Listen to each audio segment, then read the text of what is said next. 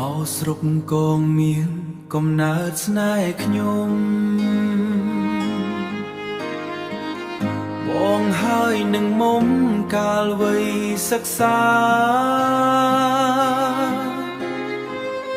អង្គវិទ្យាល័យព្រែកលីវនោះណា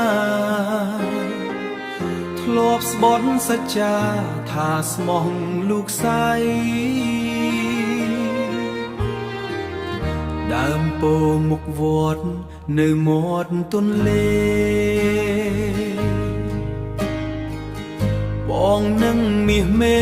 ណាត់ជួបរាល់ថ្ងៃឈរក្បែរមាត់ផ្លូវក្រោមលប់ដើមជ្រៃរៀមនឹងចរណៃសាសងស្នេហាអោស្រុកកងមាខ្ញុំសែនស្រណោះមិនគួរឆោមស្រស់ផ្លាស់ចិត្តសាវាលួចលាក់ផិតក្បត់លួចមានសង្សារចោលគូរៀមរាឥតអាល័យសោះ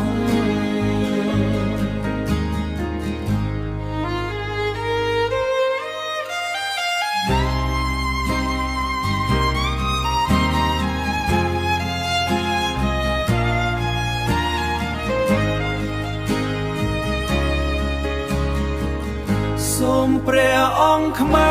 ជួយចាយចាំសំដីដែលកែវពិសីធ្លាប់បានស្បត់ស្បែកងងារថ្លែងទុកក្រមគ្រាឥតលហើយ